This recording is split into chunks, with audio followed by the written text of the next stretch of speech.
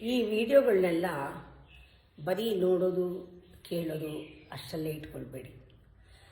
ಇದನ್ನು learning ಪ್ರಾಸೆಸ್ಗೆ implement ಮಾಡಿ ನಿಮ್ಮ ಜೀವನದಲ್ಲಿ. ಬಹಳಷ್ಟು ವ್ಯತ್ಯಾಸ ಕಾಣುತ್ತೆ. ಪ್ರಾಬ್ಲಮ್ ಅನ್ನೋದು ಇಂಟಿಗ್ರಲ್ ಪಾರ್ಟ್, ನಮ್ಮ ಜೀವನಕ್ಕೆ ಸೇರಿರೋದು.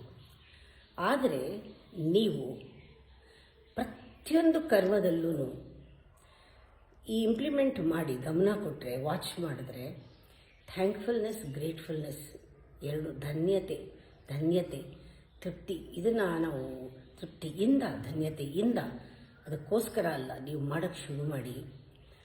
ಆಗ ನಿಮ್ಮ ಅಟೆನ್ಷನ್ ಪ್ರಾಬ್ಲಮ್ ಕಡೆ ಇರೋದೇ ಇಲ್ಲ.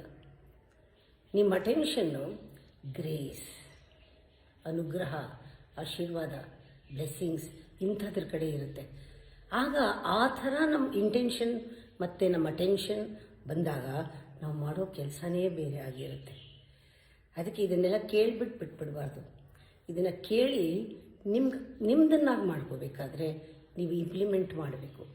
ಒಂದಿನ ಮಾಡಿ, ಅದು ನಿಮ್ಮದಾಗತ್ತೆ, ನಿಮ್ಮ ಸ್ವಭಾವದಲ್ಲಿ ಸೇರ್ಕೊಂಡ್ಬಿಡುತ್ತೆ.